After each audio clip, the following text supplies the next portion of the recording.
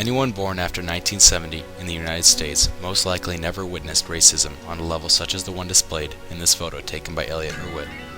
This image, taken in North Carolina in 1950, shows a darker side of American history.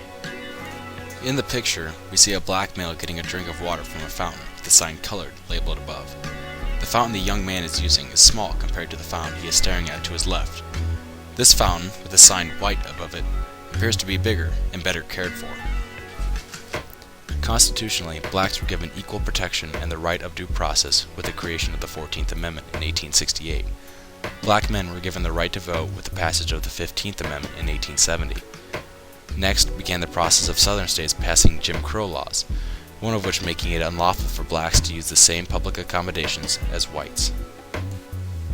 This type of discrimination in public facilities became legal with the Supreme Court's decision in 1896, Plessy v. Ferguson. The decision the court passed made it legal for racial segregation as long as accommodations were separate but equal.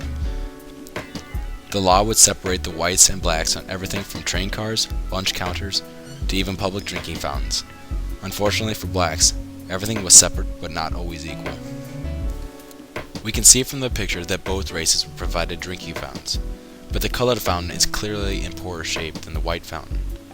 Train cars, movie theaters, public bathrooms, and schools were also segregated, with blacks receiving the worst accommodations. Finally, in 1954, the case Brown v. the Board of Education overturned the ruling in Plessy v. Ferguson. With this, the process of integration in the United States sparked a larger participation in the campaign for African American civil rights. It is hard to believe that this photo was taken only 60 years ago. Now there are more blacks in leadership roles such as musicians, professional athletes, doctors, lawyers, politicians, and even the President of the United States, admired by people of all races.